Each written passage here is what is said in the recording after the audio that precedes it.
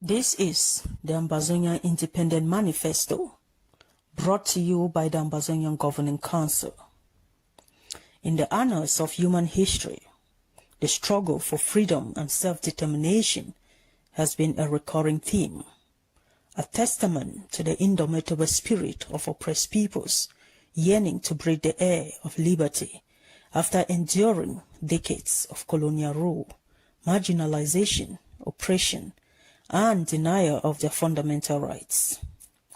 The journey towards independence and self-determination is often arduous and flawed with challenges, but it is a path born out of unwavering desire for freedom, justice, and recognition. The Ambazonian struggle is not different. The struggle for the Ambazonian independence is deeply rooted in over a century of resistance against foreign domination and oppression. The Ambazonian Independent Manifesto, drafted by the Ambazonian Governing Council, articulates the historical and ongoing grievances of the Ambazonian people and lays out a comprehensive vision for their future. This document is a testament to the enduring spirit of the Ambazonian people who have long resisted various forms of colonial rule and oppression, from German colonization in the late 19th century to the present-day occupation by La République du Cameroon. The Ambazonian Independent Manifesto is divided into three parts. Part 1. What we have suffered. This section details the various forms of oppression and injustices inflicted upon the Ambazonian people by La République du Cameroon. It highlights the illegal occupation, political subjugation, economic exploitation, cultural assimilation, and human rights violations that have been perpetrated against Ambazonians.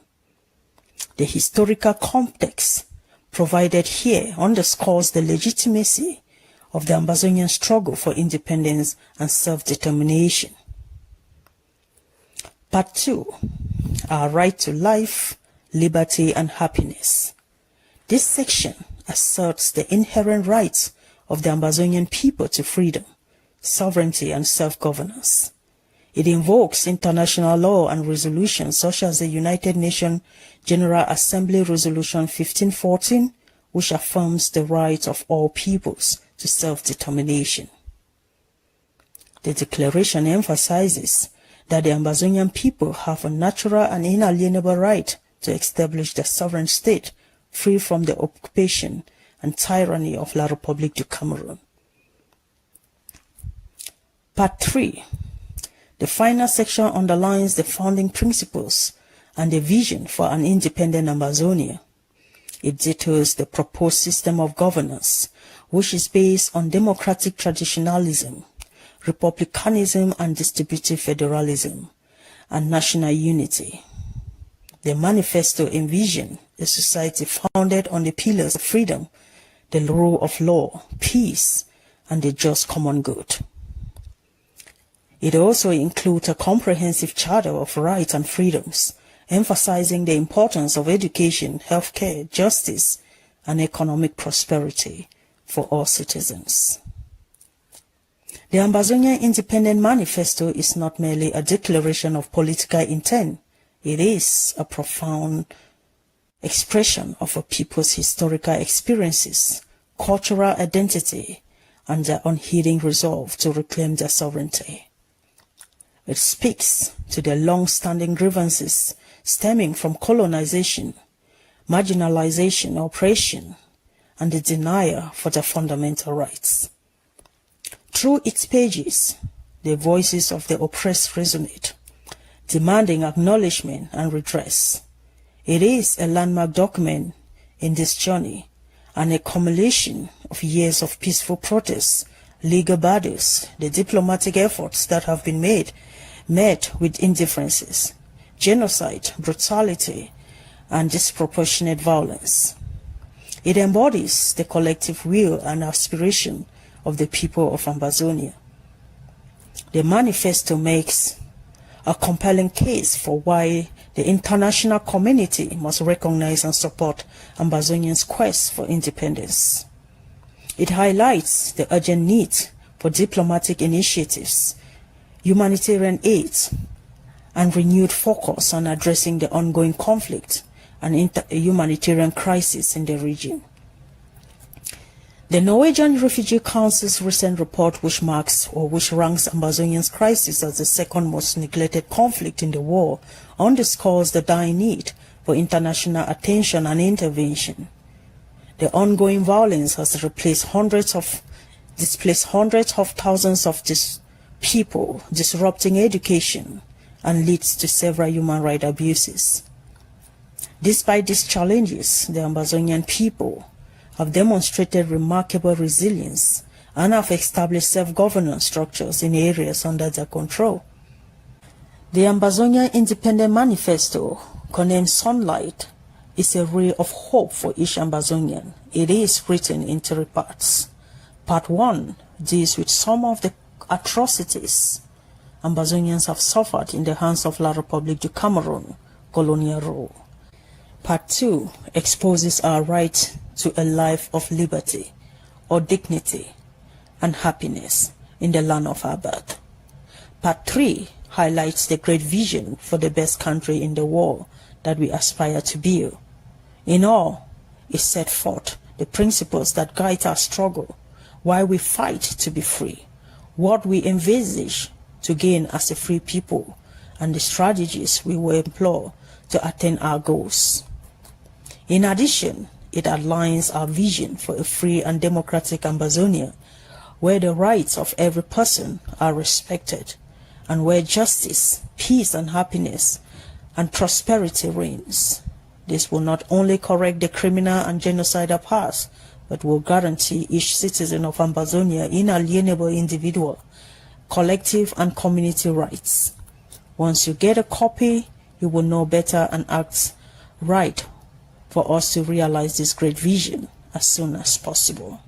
In presenting this preface, we honor the dedication and bravery of the authors who have given voice to a cause that transcends political boundaries. Their work is a testament to the power of collective action and the enduring quest for the freedom. It is our hope that this manifesto will inspire solidarity, provoke thoughtful discourse, and galvanize support for the Ambazonian struggle, ultimately leading to the realization of their long-cherished dream of independence. The Ambazonia Independent Manifesto is therefore a clarion call to all Ambazonians at home and in the diaspora to unite or at least collaborate in the historical struggle. It is a call to action, a call to perseverance, and a call to triumph over tyranny. Together we build a future where the children of Ambazonia can live in freedom and dignity in a land they can proudly call their own. As the Ambazonian struggle enters a new phase, the Ambazonian Independent Manifesto serves as a roadmap for achieving a just and lasting peace. It calls on all stakeholders, including international human rights organizations, peace and conflict resolution experts and donor countries to support the Ambazonian people in their fight for freedom and justice. The manifesto is a powerful reminder that the quest for independence and self-determination is a fundamental human right, and it is a right that the people of Ambazonia are determined to realize. The international community has a moral duty to support the cause, as it aligns with the universal principles of human rights and self-determination enshrined in the international laws. We call upon nations and people of the world to stand with us in solidarity, to recognize our plight, and to support our legitimate aspiration for independence. In the spirit of liberty and justice, we present this manifesto to the world as a beacon of hope, a testament to our unheeding resolve. Let it be known that the flames of freedom burns brighter in the hearts of Ambazonians, and no force can extinguish our quest for independence. With profound respect and admiration, Jose Abang.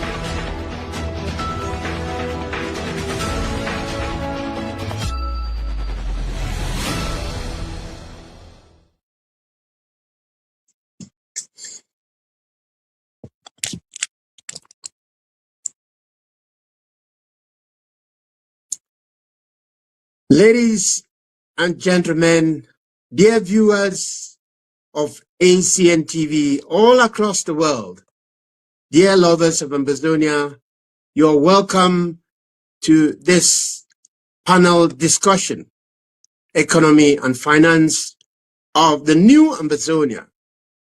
Gentlemen, you are all welcome.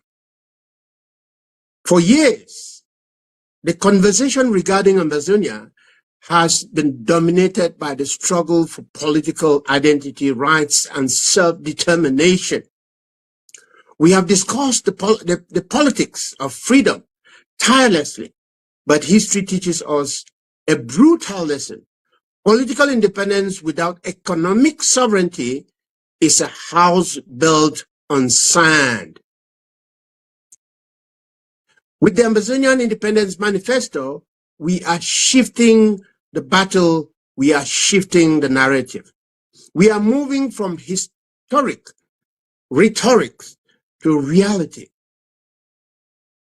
I have in front of me the Ambazonian Independence Manifesto, in which enshrines the Ambazonian Economic Blueprint, AEBP. This is not just a wish list, it is a proposed 20 years horizon for the Ambazonian people.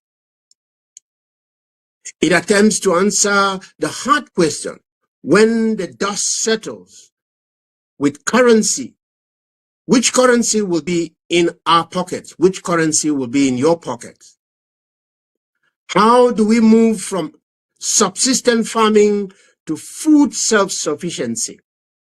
How do we rebuild infrastructure across every oblast? From the coast of the savannah to the shores of our land in Ambazonia. This document outlines 10 strategic pillars, a new microeconomic framework, and a vision for social justice. But paper acts, however well written, do not build bridges and they do not feed families. Execution does. This is a comprehensive blueprint covering every form of monopoly to regional development. As the host, my goal is to wave a narrative that moves from philosophical vision to the hard economic mechanics, and finally to execution and governance. I have a few targeted questions to the panelists to ensure a dynamic discussion. Here are the panelists. We have Ambazonia finance economic expert, Mr. Emmanuel Sapel, who will focus on viability, data, currency, and physical discipline. You are welcome, sir. We equally have with us a leadership visionary, a leadership strategist who will focus on leadership, human capital, governance, and social cohesion. To dissect this blueprint, we didn't just want any chair kind of leaders. We wanted architects. We have the financial expert to test it if the numbers add up. And we have the strategic leadership experts to tell us how to govern this transition without corruption eating it up alive. Our goal here today is simple. We are going to stress test this blueprint. We are going to ask uncomfortable questions, because if this is the roadmap to the future, we need to know if the road is paved.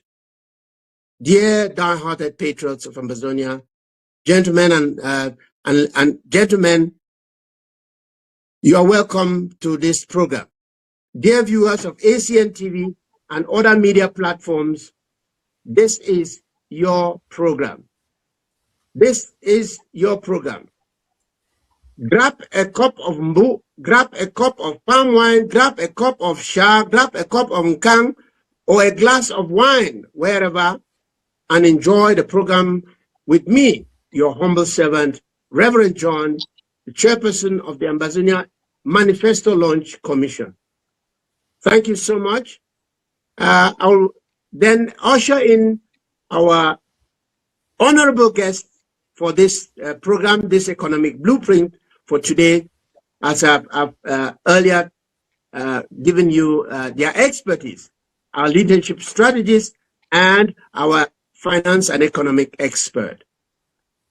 I will start with our financial expert, the brain behind the economic blueprint. He will give us a synopsis of the Ambazonia blueprint, and then we will kickstart. Welcome, Mr. Emmanuel, to the show. Welcome to the Ambazonia blueprint presentation. Thank you. The floor is yours, sir. Thank you very much, host and chairman. It is quite a pleasure and an honor to be in the presence of such luminaries, and I feel equally in debt to join you all on this platform as we introduce the economic blueprint that is part of the Ambazonian Independent Manifesto.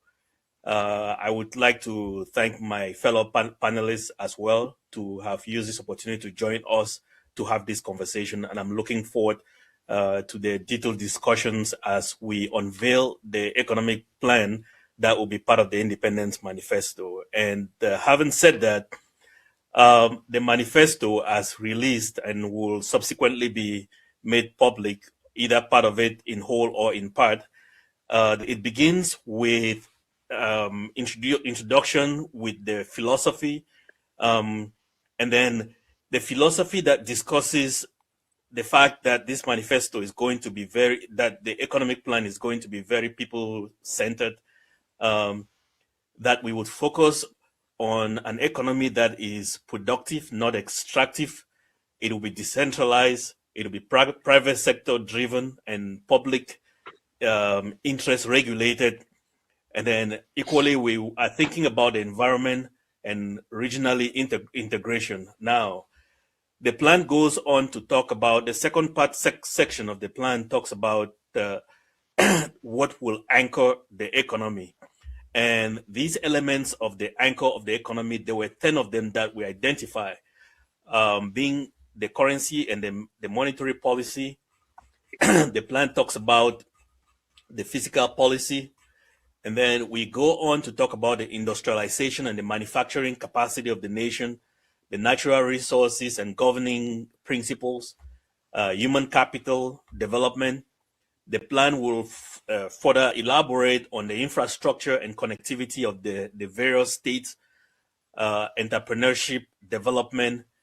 The plan focuses equally, another pillar of it, which we equally talked about, was the trade, regional, global integration. And then gender equality will be fostered with a lot of regard and emphasis towards getting women participation in the economy. Obviously, in this day and age, you cannot talk about anything without the involvement of the climate. And finally, the 10th pillar of the plan will be the engagement of the diaspora. Now, the plan moves on to the execution phase, where it goes on to the details. It identifies the various individual regions of the state and how each of the focus will be for every state within the economic of Ambazonia. And then finally, it identified the various resources and looking at a balanced development for the entire state and region as a whole. At this point, I will let my co-panelists also chime in before we go into the details. Thank you so much. Thank you so much, Mr. Emmanuel. Thank you for that elaborate synopsis of the blueprint of the economic blueprint of Ambazonia. Before we get into before I come to you, our strategists, our leadership strategists, let me just clarify the Ambazonian people. Why the manifesto? The manifesto clarifies our vision. You know, the vision of a people, because it shifts our focus from what we have been fighting for, what we've been fighting against, you know, to what we are looking forward to. We are looking forward to a nation, and then it tweaks the narrative from the press, because the press, you know, had this narrative. Oh, we are not united. We will be like South Sudan, and so this manifesto, you know, shifts the focus and tells the press that we are a united people, because this manifesto is a unifying factor. Just like the flag, just like the anthem, it is one of those tools that unify our people. All revolutionary groups, irrespective, they use the flag, they use the anthem. And so this is another tool, the manifesto, that it cuts across, political divides. So it clarifies our vision. And then to the international community, it gives a clear vision to the international community that they should focus on the nation and not on the divides because, you know, international communities and international actors, they focus more on our divide rather than focusing on the nation. And so number two, it unifies all the movements. Like I said, this is a tool. It's a unifying tool. Number three, it spells out the Bill of Rights, the rights of Ambazonian, the rights of each Ambazonian, you know, to have all rights to education, to all the rights that we know. And fourthly, it is an international appeal to the international community that we are ready to govern this nation. And the fifth, the last one, is the legitimization of governance. We are telling the world that we are ready for governance, because this manifesto explains how we are going to govern Ambazonia and all the aspects of governance. That is why we have the economic blueprint. And so we'll be coming to you with other departments that govern the lives of the people of Ambazonia. Back to you, our leadership strategists. The blueprint opens with a core economic philosophy in section 1. That's a question I'm asking you. We often hear about political independence, but economic independence requires a shift in mindset. From the strategic leadership perspective, does this philosophy sufficiently move us away from the current centralized command structure to a truly liberated market economy? And are the people ready for this shift? Over to you, our leadership strategists.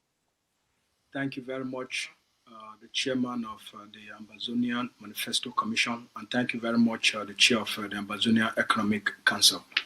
I'm very delighted to be among great people to participate in these discussions for today. Chairman, our history itself, the history of the Ambazonian people, is a testament of what Ambazonia is going to be. The culture we inherited, the foundation of who we are. It's a testament to what the Ambazonian people should expect. Between 1954, when our forefathers left the Eastern House, to 1961, in a period of 7 years, the development in Ambazonia was 3-4 times that of La République du Cameroon. Within 7 years, when our forefathers left the Eastern House and set up self-governance structure in Ambazonia. Within 7 years, the development within the Ambazonian society was 2 times, 3 times, 4 times more than the development in La République du Cameroon. So this is the history we inherited. This is a foundation we inherited. A foundation of visionary people. A foundation of people that work based on structures, based on research, based on plans. We're a culture of hard-working people. We are not a dependent culture. We've never begged for food. So we have everything it takes. La République has destroyed our society, destroyed our institutions. But what they did not destroy is the spirit of the Ambazonian people. What they didn't destroy is our capacity, our human, our intellectual, our moral capacity, our capacity to create, to reinvent. That La République did not destroy. And as long as we have these capacities, there is nothing else Ambazonians cannot create, cannot have, cannot be, cannot do. We, the Ambazonian people, with the Ambazonian Independence Manifesto, with the economic blueprint that is now being presented to us, we have everything it takes to develop more than Singapore. In our economic blueprint, the security of our people, the stabilization phase within the first 2 years will focus on the protection of the Ambazonian people, the policing of the Ambazonian people, the stabilization of Ambazonian society. Progress, development, investments follow stability. Where there is no stability, there's no investment. Nobody make investments in chaotic environment, in insecure environments. So part of our economic plan, you cannot develop a society where people don't feel safe. So part of that is that the Ambazonia Governing Council, based on our manifesto, based on the economic blueprint, we will start by keeping the Ambazonian people, the Ambazonian state, the Ambazonian communities, Ambazonian towns, Ambazonian cities safe. Peace, security, and stability. The intelligence system that will make sure our policing are proactive, gather intelligence, to make sure they disrupt before anything else. Once we have this infrastructure, the security infrastructure lays the foundation of a great state, because development always follows stability.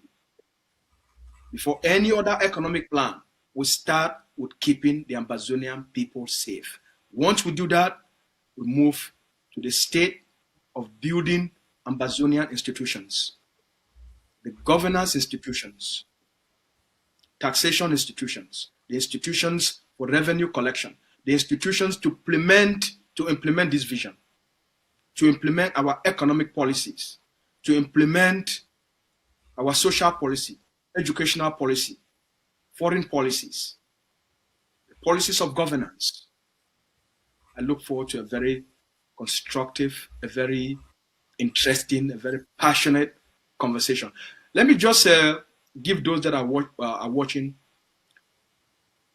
let me just give you a forecast. Based on the economic model that the Economic Council has presented, the growth within the first 2 years of independence will be between 3 to 4% in our GDP. Think about it. Within 2 years of Ambazonian independence, the economic growth in terms of GDP will be between 3 to 4%. Within the first 5 years, Ambazonia will leave La Republique in the dust.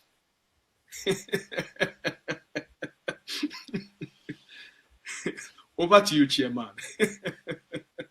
That is excellent. That is excellent. Our financial and economic experts, do you confirm that economic independence requires a shift of mindset? If yes, the question is, are our people ready? Because if we look at the mind shift in Burkina Faso, it is that mind shift that gave, the people, when you look at what is happening in Burkina Faso, the people have, their minds have shifted. In your own view, our economic expert, Mr. Manuel, what are we ready? Ambazonians ready? Thank you, Mr. Chairman. In fact, the answer to that question is a yes. Yes, in that we have a history that we've done this before, and Ambazonia can do it again. It requires some of the strategy that has been laid down in this economic vision. One of the things that the spokesperson said earlier on was the fact that you cannot operate an economy in an unsecured environment. That the first things that are going to be implemented will be strategies that will call for the security and safety of Ambazonians. The plan that we have in place that the National Economic Council is suggesting or proposes as part of the Independent Manifesto calls for not just the safety, but for rules, the legal framework that is set in place. Ambazonia is fortunate that we already have a legal system that generally works, even though it needs a little bit of further tweaking. The legal framework, the right policies that are put in place, including economic integration within states, the functioning of the state, not just as an individual state, but equally partnerships with various other countries. All of this would create an environment for which the Ambazonian people can adequately function.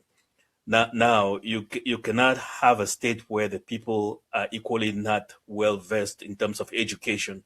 So the plan calls for, which is further going to be implemented by the educational team, the educational department. The plan calls for building capacity, the capacity both technical and scientific, and we are talking about facing the digital environment, the digital future that is coming up. So the plan calls for preparing the citizens of Ambazonia as well towards facing that future. The plan, in its full execution, equally calls for the partnership in terms of technologies of the future, bringing it in place, and with that education of Ambazonians and with the right political and legal environment executing this plan. Now, I would end with this other part of the plan. The government or the state is there to create the right environment for business to function and flourish. Ambazonia will not be able to function in an environment as we've seen the case where La Republique and its overwhelming state security apparatus that has hindered the growth of Ambazonians. So with a new environment, with a new state apparatus creating the right economic platform, this includes maybe building transportation, this includes building educational facilities, health facilities, and all of this. That with the creation of that environment and security environment, then it will then create a pace for Ambazonians that are very highly endowed to begin putting in businesses in place. And that also falls within the foreign strategy of having foreign direct investment into Ambazonia. So we see that Ambazonia will be ready, and as the spokesperson said, ready within the first 5 years to generate an economic growth that surpasses a lot of its peers in the region and internationally. Thank you. Beautiful, beautiful. Well. These are experts. Let's move to section 2 of our blueprint. Chairman, On section 2, yeah, you have something to add? I wanted to add something to what the chair of the Economic Okay, Council has said. go ahead, Stokes. It's extremely important before we move to section 2. Good. Okay. Remember the reason we are fighting. We're not just fighting to liberate Ambazonia. We're fighting to end the system that has destroyed our people's capacity and what has also destroyed La Republique itself. Yes, sir. And that's leadership. The liberation struggle has taught the Ambazonian people the importance of effective, committed leadership. A leadership that responds to the needs, the aspirations, the hopes, the dreams of the people. A leadership that is service-oriented leadership. Leaders wants to govern and are elected based on their character and their commitment to the development of the people. Leaders that are not seeking to be politicians or to take public responsibilities to enrich themselves. So the Ambazonia that we are creating is an Ambazonia where leaders are there to contribute to the development of our people, to the development of the state, to the growth of our people, to improve the quality of their lives, to give them better health, better education system. This is the importance of the Ambazonian Manifesto, the importance of the economic blueprint, the importance of why we're fighting. To purify ourselves, get ourselves to this place where we can become more responsible as a people. Not just people that have, we want just freedom. Freedom to do what? You want independence. Independence to do what? You want liberty. Liberty to do what? To live that full life. All the instruments of the state, the responsibility of leadership, of the Ambazonia Governing Council, of the IGK, the coming together of these leaders, the bringing together all Ambazonian movements to create a leadership that is people and service focused and oriented for the development of the Ambazonian people. This is what we are talking about. We can talk about all these economic models, but if at the core of it, the character of the state will be a reflection of the character of the people. So centrally, this is why today we are in a liberation war to cast out these people that are destroying who we are, these puppets, these enablers, and to let the Ambazonian people, the spirit, the creativity, the innovative nature of the Ambazonian people to rise so that we can be able to take these dreams, these visions, these policies, these ideas, and translate them into economic miracle for the development, the prosperity, and the wealth of the Ambazonian people. Thank you very much. Thank you so much. Thank you so much. That's the work of a strategist, economic strategist, political strategist that you are. Let's move into section 2 of our blueprint. Economic and financial expert. This is directed to you. Section 2 on the macro economic framework outlines the creation of a new currency and a monetary policy. This is arguably the most dangerous phase for many new entities, new nations. What are the specific safeguards in this blueprint to prevent hyperinflation or currency collapse in the first 5 years that you made allusion to just a while ago? And how do we gain international trust for a new Ambazonia currency? Over to you, Mr. Manuel. That is a good question, host. The economy cannot generally function without necessarily making reference to the politics. But the politics, generally, it's open for discussions and debate in the formulation of the right framework to allow the economy to function. So that would be open for discussion. Now, what this plan envisages is an economic system in which it calls for the partition of the Ambazonian state into 4 different regions. We would recall, for those of you that can remember, Ambazonia used to be under the British, divided into 3 different divisions. You had the Bamenda division, you had the Kumba division, and finally you had the Manfe division. As you all know, Manfe was a very almost as an economic capital. There was a lot of economic activities that were happening around the Manfe division. This plan calls for the politics to have conversations around the division of the state into 4 different regions, and that could include the mountain state, the central state, the savannah state, and the Atlantic state.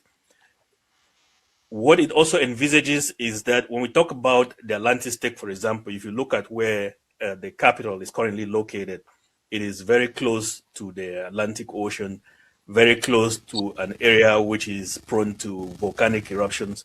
We make the case in the economic plan that there should be like the capital of Nigeria did, the movement from Lagos to Abuja, where it is moved to a different location. That is also to be discussed.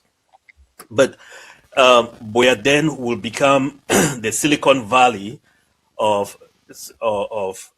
education, for research, for development, and when I say development, proposals for different research outcome for the implementation of the entire strategy for Ambazonia. We envisage a situation where Bamenda, under the Savannah state, would then become the financial capital of the state. We envisage a situation, we can talk about the details when I say financial capital, where the stock exchange will be located, where banking, investment, almost like Hong Kong. When you look at the way that China is also carved out, if you look at the province of Shenzhen, that is where a lot of the technical knowledge, technology, and new digital proposals come out. So we envisage that. Just like Johannesburg. Johannesburg, thank you. We envisage that would be the situation with Boya. And then coming down to Limbe and down to Kumba, we envisage with this economic plan that we would have what we might call the economic capital of the state. It is attached due to several other economic benefits. It is attached to the Atlantic Ocean. It is easy for shipping. It has the right climate. It has the right infrastructure that can be implemented for that. And then moving towards Mbengwi. So what we look at after that division, in order not to take time to go into the execution phase of this plan, we look at balanced development. And going back to your question, we envisage a country where each and every individual, anchored properly, will have the right and with the right environment, has the proper tools in order to do business. And if it is properly supported by the politics, then we would have the right atmosphere for which even foreign direct investment, foreign investors, and other foreign governments can look into doing business with Ambazonia.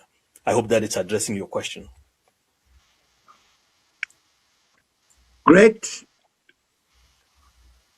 My strategist, how do we gain international trust for our new Ambazonian currency? How do we gain international trust, to support the new Ambazonian currency we started something already. We are working on something already.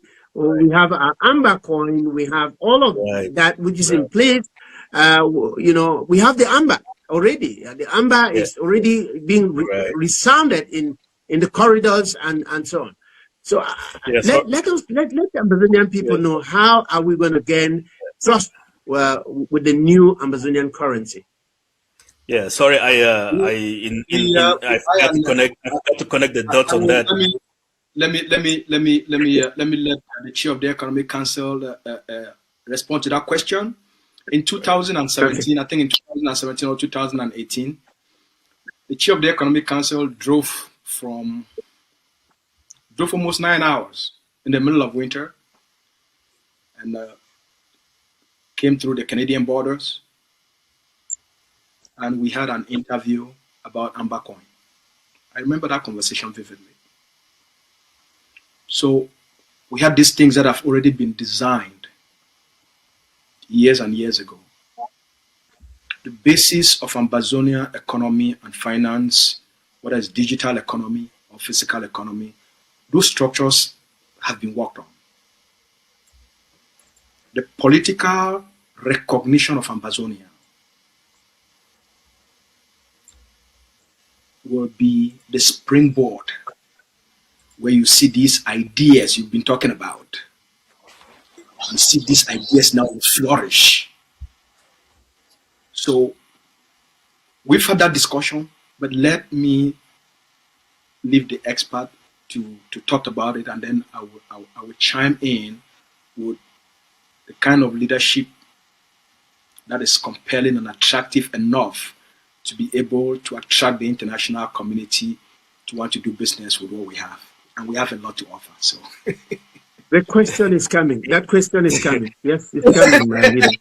Yes. Take it over, my financial expert. Very good question. I'm sorry, in trying to connect the dots, I missed my train of thought. So you asked a very good question, and I don't want to thank I'm surprised that the spokesman still remembers this. In the middle of winter, we also went to Niagara Falls, and it was very cool. I still have those pictures.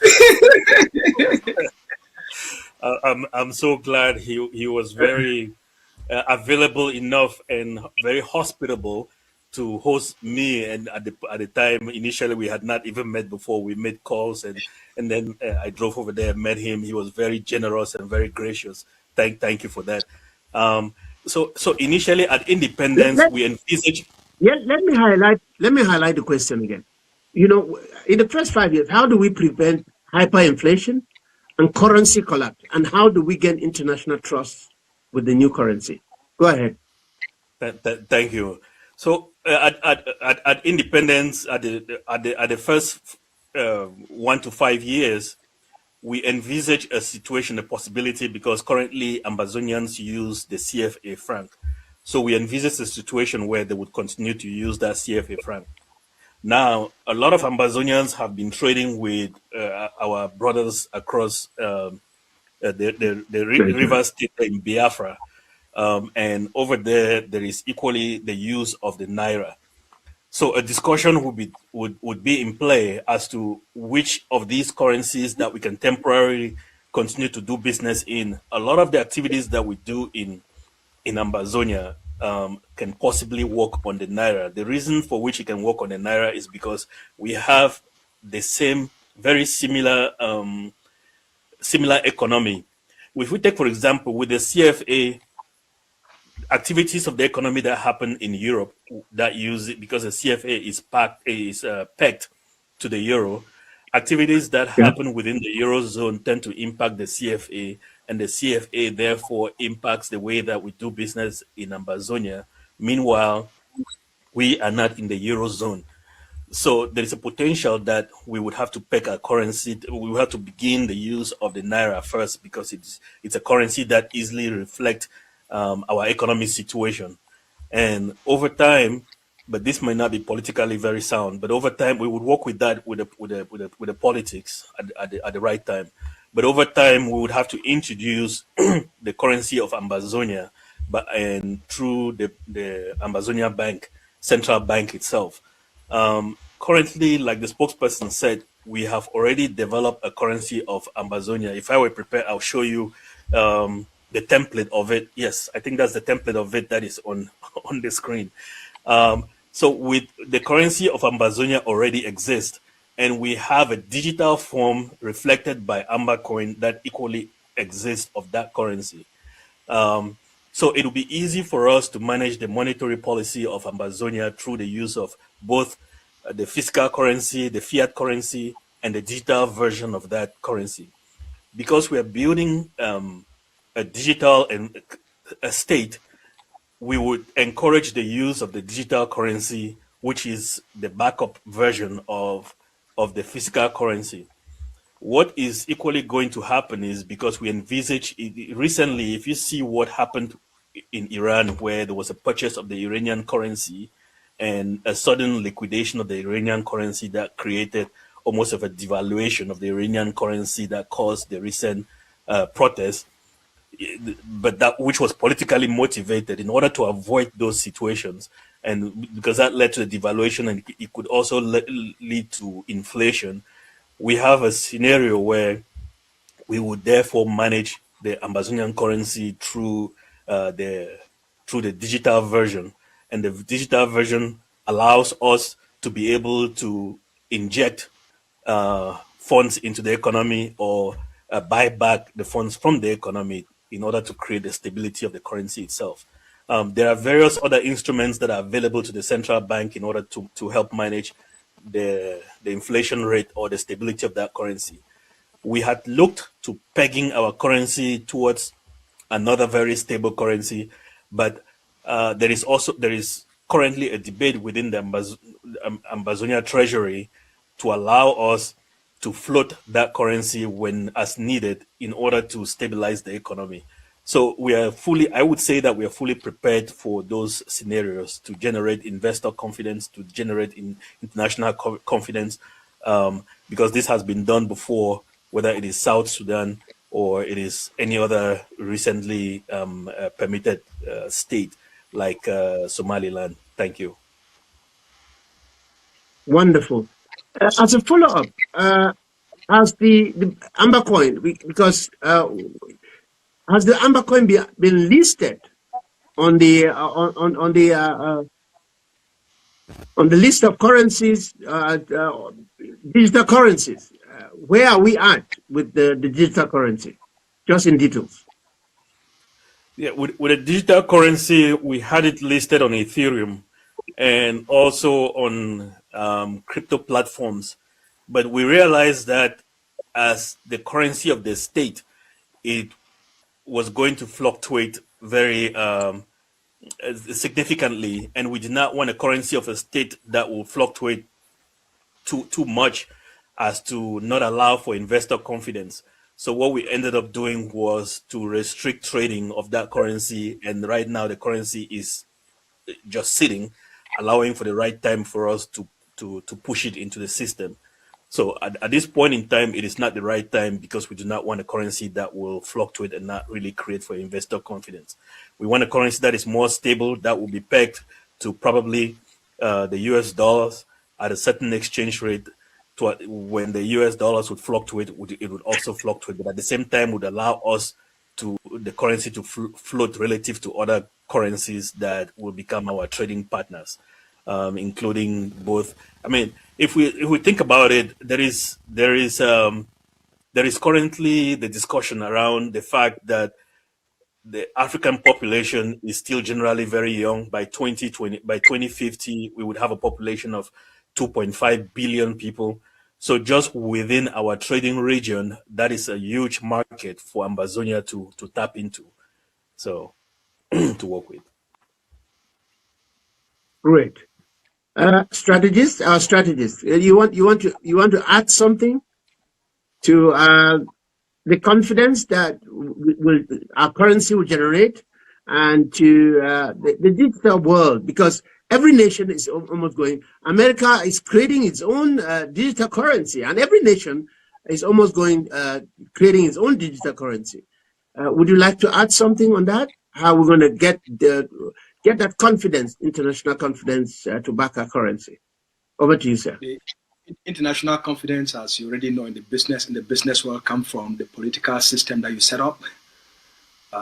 That's the political system, the business climate that you set up. If the laws and the institutions, if you have a country that is highly corrupted, you have ineffective institutions where investors' confidence is very low, then obviously you will face such situations. But if you create a situations where people trust the institutions, someone bringing $10 million from the United States know that if they invest their money in Ambazonia, they don't have to go through a series of rigid bureaucratic institutions where you're bringing in 10 million United States dollars. You have to pay bribe of 5 million for you to be able to, So by the time you invest the money, you already lost 50% of your capital. So the kind of system we will build is a corruption-free system, so that which create an environment that is very, very favorable to business, and we make the process of starting a business to be very streamlined, where within 2-3 hours somebody can be able to set up a company. Where right now you go to La République du Cameroun, sometimes you can go there and spend 2 to 3 months. You don't even have a business registered. So part of building that confidence is the type of business environment. First, a stable political environment, an attractive, conducive, peaceful, stable environment with sound institutions where getting a business to start, access to capital. Once you have those, you have the foundation set up. Now you create investors' confidence, as the chairman has already stated. So once we have this, the most important thing, chairman, it's not the idealistic principles.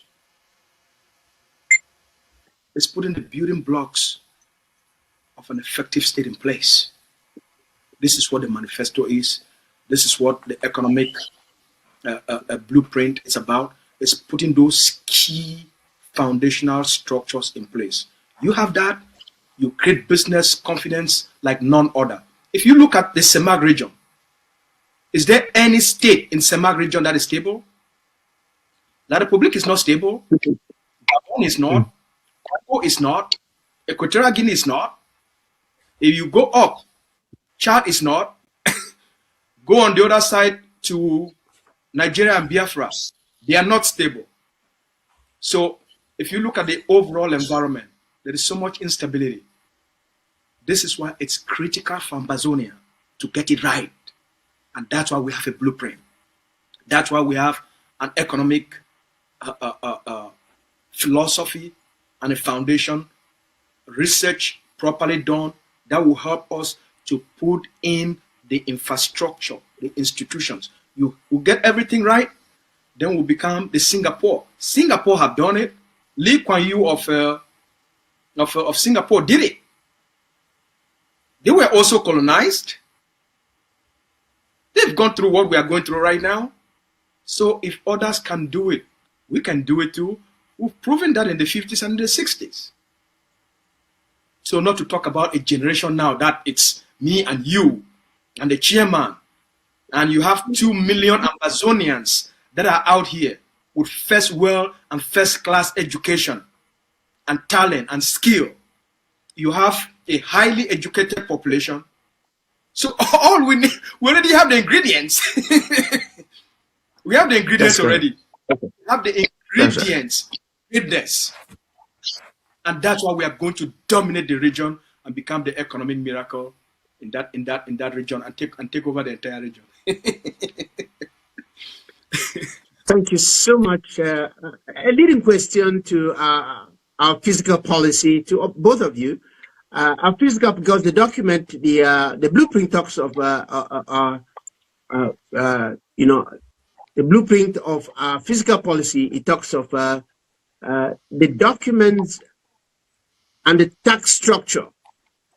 How do we balance the urgent need for state revenue to fund these 10 pillars? The blueprint is a 10-pillar blueprint, without suffocating the small and medium enterprises and the youthful economy. The youthful, because like we are saying, in the first 5 years, before the first 5 years, we are just a young economy. So how do we not suffocate this SMEs and the young economy before they are even get started? Is the tax system proposed realistic? Is it realistic? How are we going to get this money to get to do these miracles that you're making us, jump out of our seats? You're making our viewers to jump out of our seats with a wow. How do we get this money to finance these 10 pillars without suffocating small and medium-sized enterprises and the young economy? Over to you, our financial expert, Mr. Emmanuel. Thank you for that question. I'm going to begin with a personal opinion first that dwells on the politics, because that will be negotiable, and then we'll come back to the fiscal policy mechanism or architecture that the plan calls for. The politics being that one of the things that we had a conversation on is about what kind of a political system or structure does Ambazonia want to have. The spokesperson did allude to the fact that there is a lot of instability that is happening within a lot of these other countries that surround Ambazonia, and because of that instability, economic development cannot steadily flourish, and investor confidence is slightly down because a lot of people would not want to put their money where there is instability, both security-wise and economic-wise. Now, the politics, the conversation that we've had suggests that one of the reasons that is causing that is you have presidents of countries that do not have an independent do not make policy that is independent of themselves, that they receive they are so heavily influenced by foreign instructions. So we talked about a political system and structure which might be parliamentary democracy, which means that our parliamentarians will be elected, and through that system a prime minister is put in place, and with that prime minister, there is another structure like what China has with the Communist Party, or what Iran has with the Council of Elders. What that council beyond the politicians tend to do is to basically act as checks and balances with the political power. Political power, in this case, the prime minister or the president. So you cannot have a situation where foreign conversations are had with the president, and the president goes on to implement strategy that is basically not in the interest of the population, in this case not in the interest of Ambazonia. So that is mitigated, or those checks and balances, the veto powers come with the council members that will then be elected from the various states or regions. Now, don't want to dwell so much on that, but want to make the point that the strength of that then creates for the fiscal policy that is implemented or executed, whereby we have a progressive tax structure. In a system where politicians can easily be influenced, you can have billionaires on one location, while you have individuals that are not able to put food on the table. But when you have a tax structure that is progressive in nature, because it is debated by councils that are over the politicians to make sure that veto powers are exercised that are in the national interest of the country, in which case a progressive tax structure then allows for those who make more to pay more, and those who make less to pay less based on their income that they make. And the income that is then generated through that avenue then creates the background for which the investment takes place. Now, with the progressive tax structure, we have to equally be careful. It's not a system of just taxing people that make more. It's a system that allows for the fact that if you make more and are willing to invest that more in different productive ventures that allow for the employment of more Ambazonians, then basically with that investment, then you're not taxed more. Sorry, I'm starting to get so much into the execution phase, but that is at least the philosophy within that. These tax systems cannot function, or these revenue generated systems cannot function very well without the fight against corruption. So corruption has to be there has to be zero tolerance for any form of corruption, and the politics cannot protect politicians that are involved in such actions. So there has one of the problems that a lot of these countries that the spokes mentioned was the fact that there is money, but those funds are used in places or used in manners that are not beneficial to the people or beneficial to the development of the country. So with zero tolerance actions that are in place, it will lead to additional revenue that is generated. That's one of the advantages that you did mention at the beginning of this conversation that Burkina Faso with Ibrahim Traore have, that they have been fighting corruption that has allowed for the generation of additional revenue that goes into towards the funding of these activities. Now, fiscal policy, we can talk about the leveraging, that is to say, borrowing. We have to be very strategic in the manner in which Ambazonia borrows. That is to say that there is a cap on how much can be borrowed based on the GDP that is produced, how much can be borrowed, and there has to be a conversation on exactly how the amount of money that is borrowed is repaid. Let's take, for example, if you are a small business owner, you go to the bank to borrow, you have to show exactly how you intend to make those payments. This implies that when I say strategic in our borrowing mechanism, a lot of times borrowing from the IMF and borrowing from the International Bank for Reconstruction and Development, there are strings attached.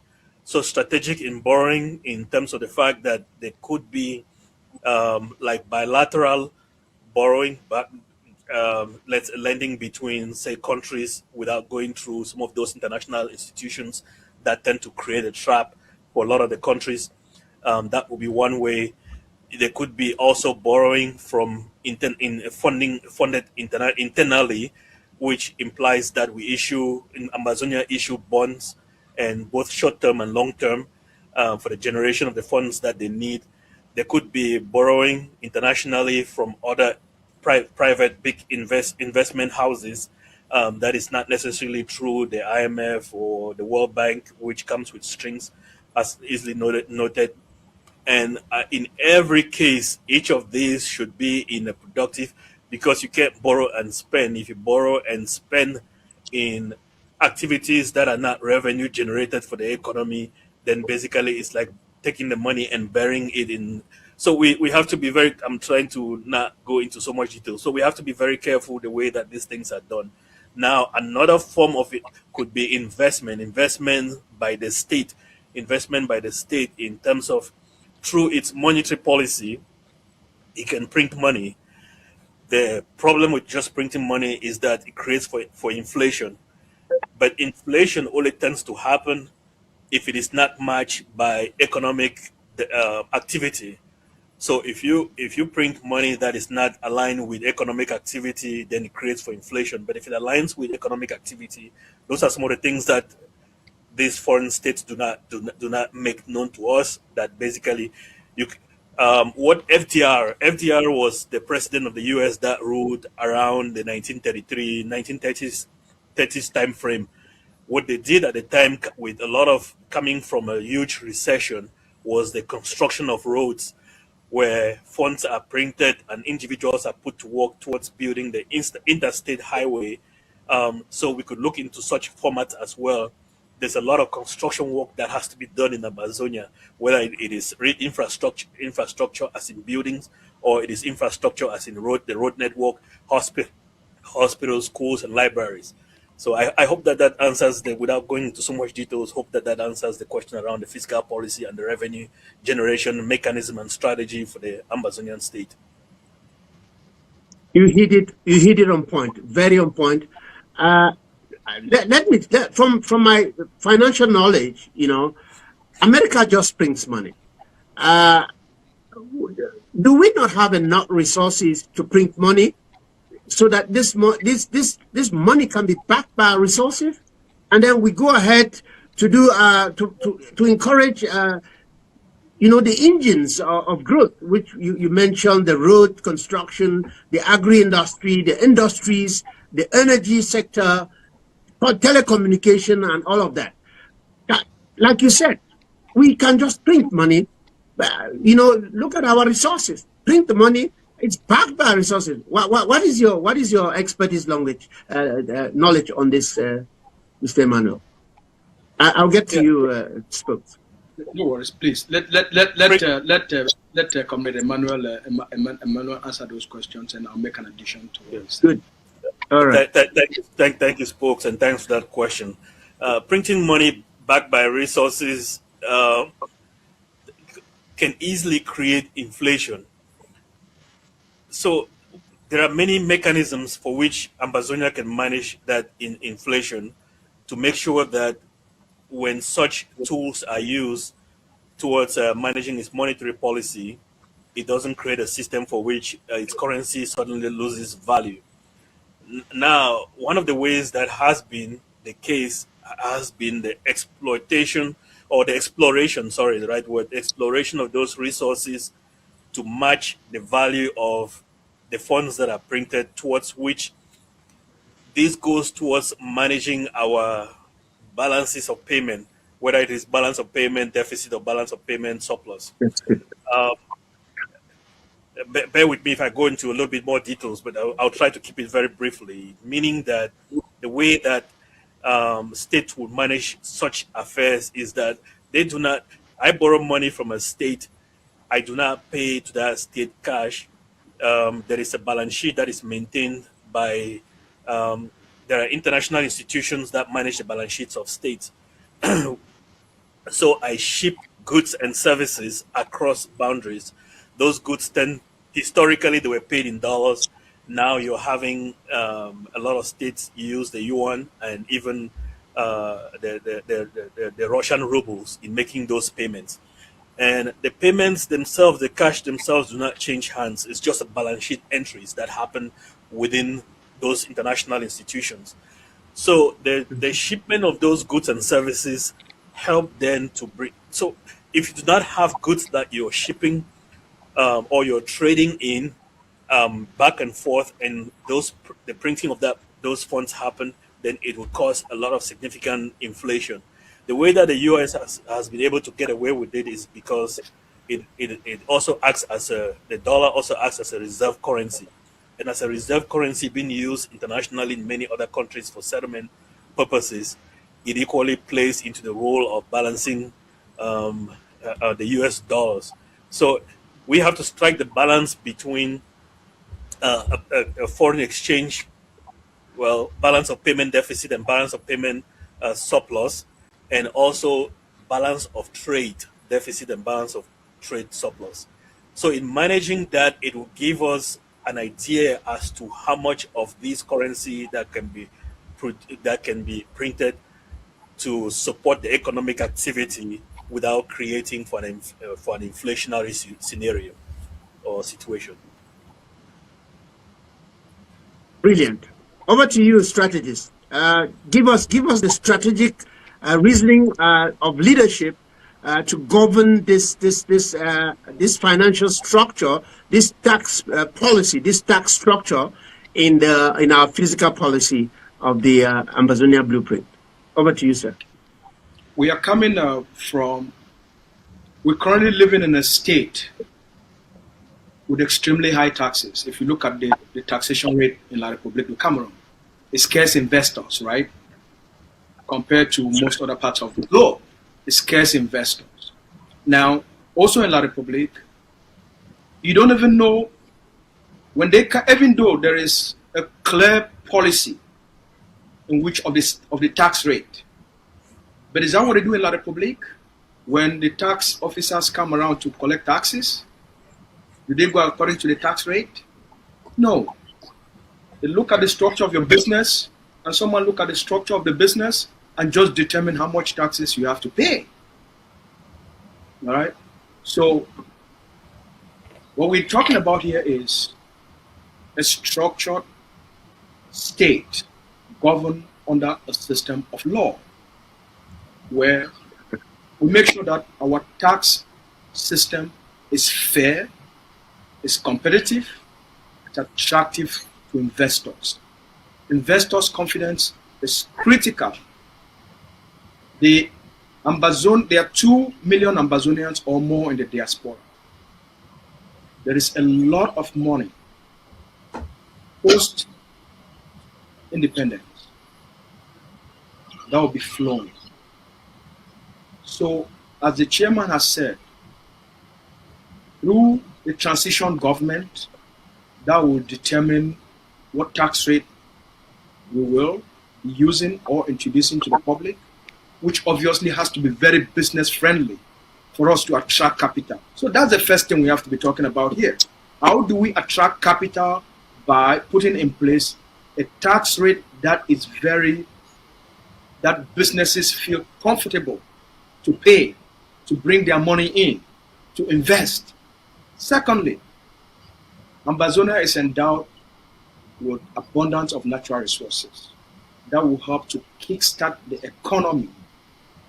You have a young, vibrant population that is educated and hardworking, ready to be trained, to be retrained, to be retooled. So when you combine a lot of these things, the right fiscal policy, the right tax rate, you have an conducive business climate based on the stability of governance we've created in Ambazonia. You have a highly educated society. You have an influential, vibrant, wealthy diaspora population. You have created a foundation for explosive economic growth. Right fiscal policy, which keep inflation down, will create a lot of wealth and abundance for the Ambazonian people. And I really look forward that I don't think one episode of this program is enough to talk about this thing. I think we have more of such discussions with the Ambazonian people, get the Ambazonian people involved, get the chairman, get other Ambazonians involved. This is not even a conversation I'm even supposed to be in this panel, because this is a conversation in which we need more. No, sir. You have your place. You are a leadership strategist, because you bring in the leadership strategical part of it. The technical and the strategy goes together. Thank you. Yeah. What I mean is, Ambazonia has a lot of brilliant people, like Comrade Sapel, where in such discussions, I'm not discounting myself, in such discussions, we need more people like him that are out there, right, that are in the finance, that are in business, that are in economy, that are leaders of industries, for these discussions, so that we have such robust and interesting interaction. So, chairman of the commission, I think schedule something like this so that we can bring more. If we can have 3 or 4 of Comrade Sapel, and get Ambazonia to start to feel the future that we're about to create, the future that we're about to unleash, so that he's not the only one talking, so that there should be 3 or 4 of him talking in one panel discussion, so that we can, because what we are doing here is to showcase to the world, not only to the Ambazonian people, what we're about to create. And so this is great. I can't thank both of you enough. Great.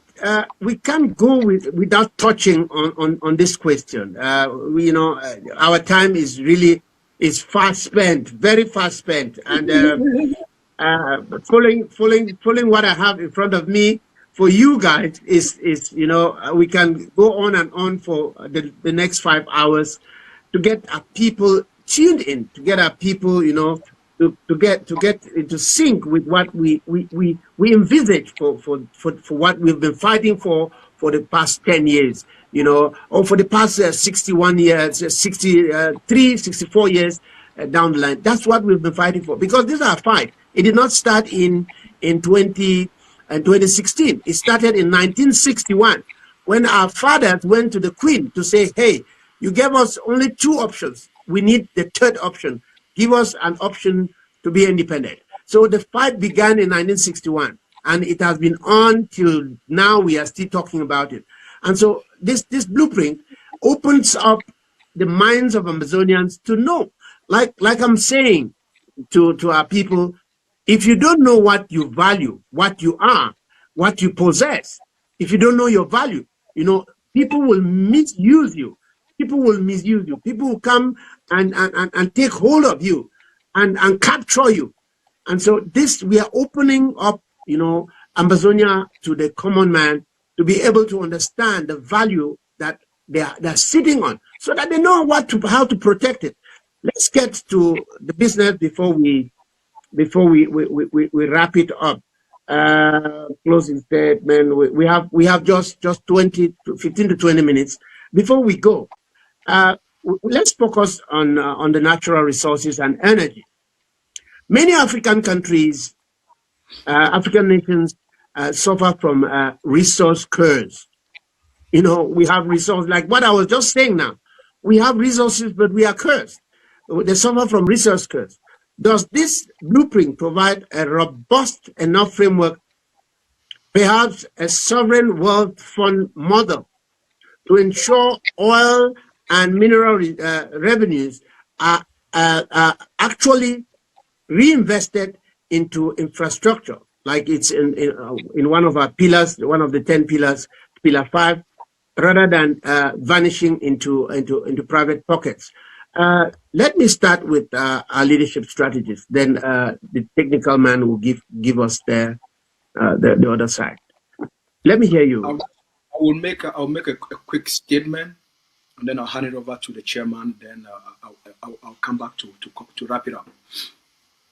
Yeah. In La République today, less than 50% of the population after 65 years of independence. 5 years, yeah, 65 years. After 65 years of independence. 65, yeah, 65. That's correct. Less than 50% of the population have access to electricity. And that access to electricity is unstable. Even Yaoundé does not have consistent, reliable supply of electricity. In most nights, Yaoundé is in darkness. In most nights, Douala is in darkness. Okay? Now, in our model, just to give Ambazonian a tease of our economic development, in our model, within the first 2 to 3 years, 50% of Ambazonia will be electrified. Within the first 2 to 3 years, something La République has not been able to do in 65 years, we are going to do it in 2 to 3 years. And within 4 to 7 years, 75% of Ambazonia will be electrified based on our economic model. Because right now, power in La République, electricity is centralized. In Ambazonia, every state will be responsible for its own electricity generation. It is a completely decentralized system. Unlike the centralized system where the people in Mafe have to wait for electricity to be supplied to them from Medea or from somewhere in the western region. Whereas the people of Ambazonia, the people in Manfe there, they have River Manu. And people in Meme will generate their own electricity. So, just to contrast, so Ambazonia should understand what is coming. Within the first 2 to 3 years, 50% of Ambazonia will be electrified. Within the first 4 to 7 years, 75% of Ambazonia. So just think about that in terms of the transformation that will be unleashed just by our people having access to stable, quality, reliable supply of electricity. Chairman, let me allow you to answer the question. Well said, Spoke. What I would add to that is the fact that an economy cannot be industrialized without the supply of electricity. All industry, businesses, manufacturing, all is based in a consistent supply of electricity. When we, somewhere around this conversation, we talked about the partition of the state into different regions. Ambazonia is very fortunate that nature has endowed it with all these resources to the extent that in every region there's a possibility, like the spokes talked about, to independently generate power without necessarily having to purchase or source it from another state per se. But we understand that it's all Ambazonia. So there might be situations where it is sourced from another state. There would be generally situations where it is sourced from every state within Ambazonia. You have, for example, the Savannah state. The Savannah state, whether it is through mention force or it is the implementation of solar panels to have electricity generations, that would be one way. So the focus, not necessarily the focus, the approach will be to look at all forms of energy, whether it is through hydroelectricity, it is through it is through nuclear, it is through solar. All of those avenues will be looked into depending on which state and where it is most beneficial for the execution of one or the other. Now, with the proper execution of, say, take for example the Menchu force, the capacity that alone can generate can be sold in order to generate revenue that would fund the execution for the others. When I say the others, whether it is the implementation of solar, now you have the development of other forms of electricity that we do not even yet know about or recognize. Like you had individuals that were able to harness frequency and from the atmosphere and convert it to electrical energy, and just with this single equipment was able to power over 300 homes. So you could have structures like those that power every 300 homes, every set of buildings, every neighborhood, having independent electricity generation. And we have to make sure that these are equally very cheap sources of energy, because given the influence that energy has, it should not be, it goes back to the first pillars of the focus of this, where the focus would be in every individual Ambazonian person, such that they are able to use such resources without going bankrupt per se. So overall, there are various nodes within Ambazonia that can generate the level of electricity or power that we need, whether various forms, solar, hydro, petrol, and so on and so forth, to power the economy that we envisage. And wind. We have a lot of wind. All right. That's great. We cannot go without touching what is my heart. It touches me. I am a security expert. I'm a security expert, and so I cannot end this panel without talking about Section 4, which covers governance and anti-corruption. Governance and anti-corruption is my heart. It's my baby. And so I would like you panelists to throw more light on this. Corruption is a terrible termite. It eats up economic foundations. It's like a tanker worm.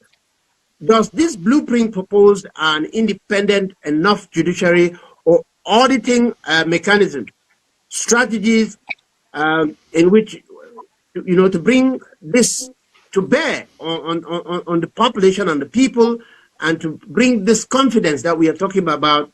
But how do we curb corruption? How do we make this blueprint corruption proof free? These institutions from day one, we are talking about today. We are giving this blueprint. We are exposing this blueprint to the Amazonian people, because remember, this blueprint is post conflict implementation and immediate implementation in places where we have control. We can start it. And so how do we curb this? How does this blueprint bring the independent judiciary and the auditing mechanisms that we will put in place to make sure that this blueprint grounds in Ambazonia and gives us the kind of country that we desire and that the kind of country that people will admire? Over to you. I can start, and then the spokes would finish and conclude. Okay. Regarding this, we did mention the fact that we have to have very strong government institutions, and when I said that was my personal opinion about the formation of a council above the prime ministry that can appoint the body that is responsible for corruption, this would be an independent institution. And this institution will be answerable to Parliament. When Parliament votes for a budget, that is already there for that institution. What that means is that it is beyond the control of the Prime Minister in such a way that you can fire, because one of the ways that you can circumvent the authority of such institutions is to threaten to fire the various individuals that govern such institutions. So, but by putting it that way, then you give this institution additional powers to do their job. In some countries, people that are involved in corruption are actually executed if proven guilty. In China. Yeah. Exactly. So, but we have a culture in the Ambazonian culture. This was foreign to us. It is not something that Ambazonia had been used to. The level of corruption that we see today in Ambazonia. This is something that was brought in thanks to the colonialism of another country. Now, the establishment of an independent institution, independent commission that would investigate allegations and if proven guilty, then will follow the right channels towards maybe the right discipline. Then this cannot really function without the right legal framework as well to protect both the commission that is involved in anti-corruption and also to make sure that the framework does work. So the establishment of the right legal framework to make sure that this works very well. And there has to be equally decentralized authority within this framework, decentralized in terms of the fact that these commissions should have the power to do their job one way or the other. So this, in many countries right now, there's been the anti-corruption agencies are endowed with the digital computer technologies, the right technologies in order to be able to function adequately. So they will equally have the right capacity, the right skill set, the right technology in the digital age to function adequately. I'll leave that to spokes to conclude for us.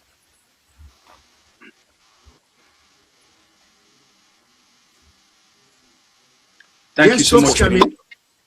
Yeah. Thank you so much. Corruption is a behavior. Corruption is behavior, and then from behavior it becomes a culture. That's right. So it's not something that people are born with. It's a learned behavior that is rewarded and then reinforced, and then it becomes a culture. And so behaviors can be changed, and cultures can be changed. In Ambazonia, the best way to make sure that it doesn't happen, you make sure it doesn't start. Yeah. Beautiful. The best way to make sure that corruption does not take place in Ambazonia is make sure that corruption does not start. And the way you do that is you elect people that are not prone to being corrupt. We've seen this in our liberation struggle. We've seen corrupt leaders, and we've seen what corruption has done to the institutions that are led by these corrupt leaders. We've seen corruption in activists, and we've seen the consequences of corruption. So it's something we already have a taste of. The question is, do we want to transfer this destructive behaviors, do we want to transfer them to an independent state? The answer is no, you don't want it. So Lee Kuan Yew of Singapore did it during the revolution. It's one of the things he promised the Singaporean people, that if his party is given the ability to elect and become the government in Singapore, Singapore will become corruption-free. And Singapore is corruption-free right up until now. So there are societies where corruption does not exist. If you build the right foundation and you elect the right leaders. Remember, every society has a choice as to who governs them. The people of the Republic make the choice for Mr. Biya to govern them, and they are paying the price. That's right. Okay? They allow Mr. Biya to steal the election. They accepted it, and they are paying the price. Absolutely. So, we as a people, we've seen the destructive nature of corruption. Why do you want to tolerate it in a culture where you want to build a state of greatness? So that's why the first thing is it won't start, because we are going to build institutions that will detect every person. Let me tell Ambazonia people this up front. People will go through a psychological profile to hold public office in certain key areas, which means you will take a psychological, you go through, they will give you a system in which you answer certain information. You go, you will sit down before you get a certain job. Okay? Lies testing, yeah. Ambazonia will not be that kind of a state. Even for you to become a member of parliament as a candidate, you go through a psychological process. So this is not a joke, okay? We are doing this in companies where I go into a company and we run the entire department through a psychological test to determine if you even fit or have the quality, the character, certain traits to integrity. Yeah. Company. Okay? Because that is going to determine your performance, to see if you have the right nature for the job.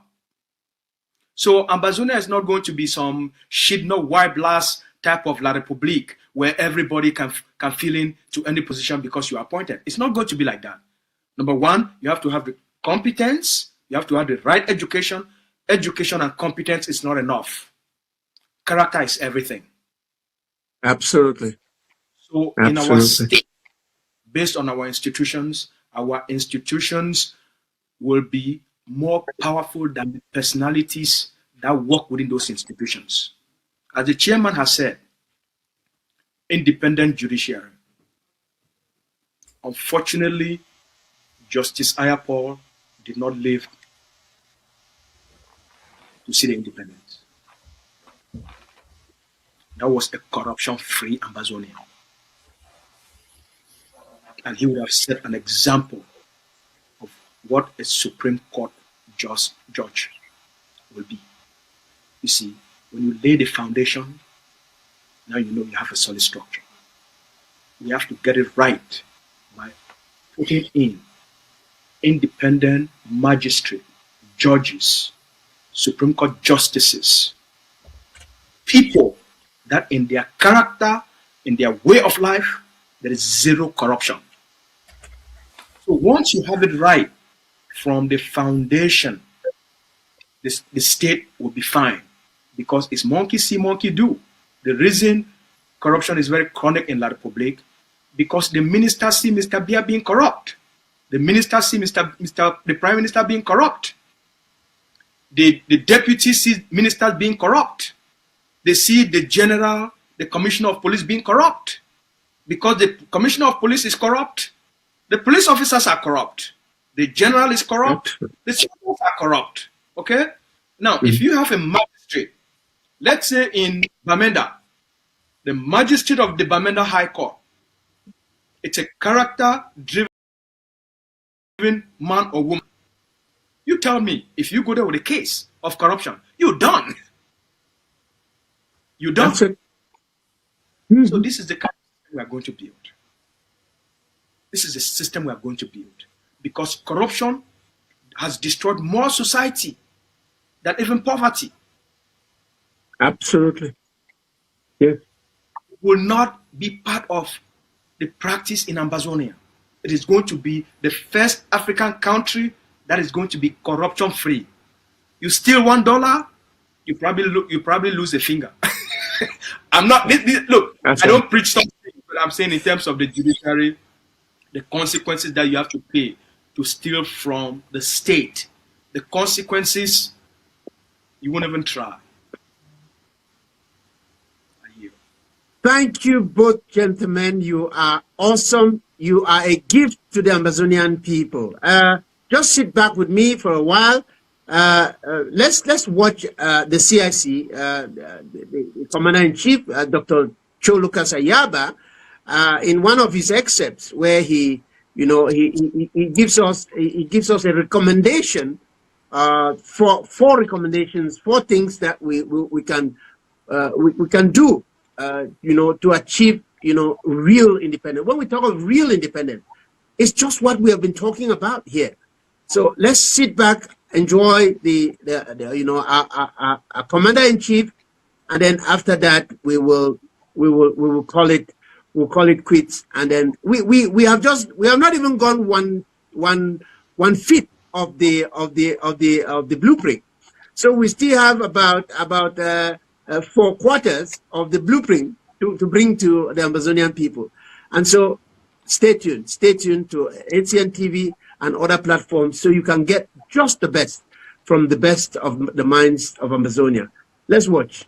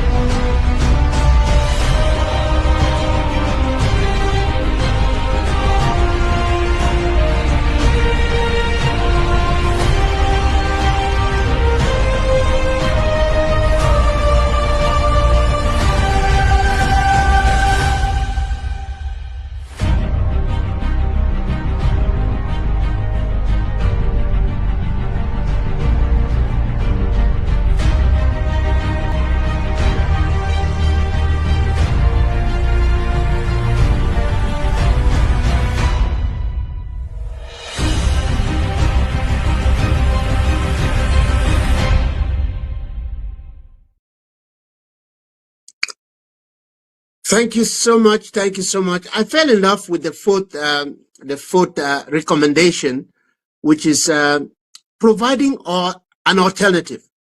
The Ambazonian Independence Manifesto, it's an alternative to what we have lived in the past 64 years in the hands of colonial masters from Britain to Nigeria, to France, to La République du Cameroon.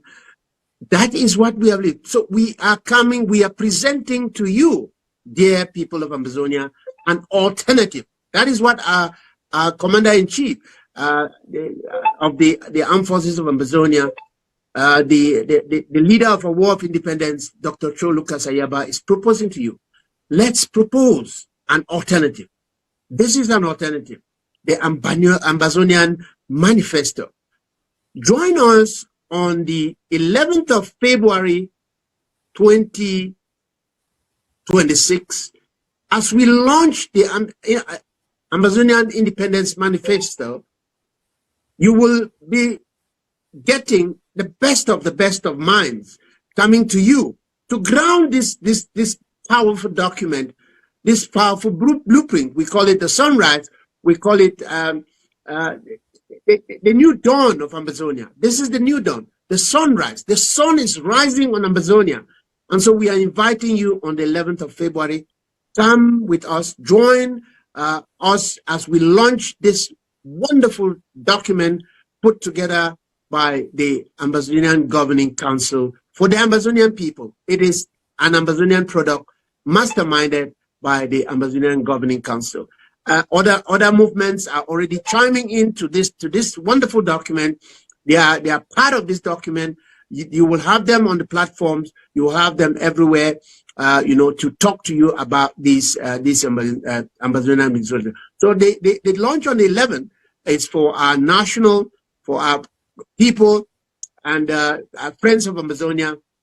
Then we have the diplomatic launch, which is coming up on the 18th. So if you have your diplomatic friends, invite them so that we can have a great launch. Before we go, our expert is here. Can you have a last word for our people? Thank you for this opportunity. Thank you, Chairman. Ambazonia has a lot of promise. We haven't even touched on a third of the conversation that this document encompasses. This was just a brief introduction of the economic vision for Ambazonia. When the opportunity does present itself, we're going to take sections and segments and have additional conversations on it. We would ask that the Ambazonian people continue to support the progress that is being made in bringing to bear or in making this dream a reality. Thank you so much for your patience, and thank you all for following us on ACN, and stay tuned. Thank you, Chairman. God bless Ambazonia. Hail, hail, hail this land of promise. God bless Ambazonia, and Ambazonia is still on the move, and we will arrive Boya safely. Thank you so much, dear viewers of ACN TV all over the world. Thank you, Ambazonian people. God bless Ambazonia. Bye-bye for now.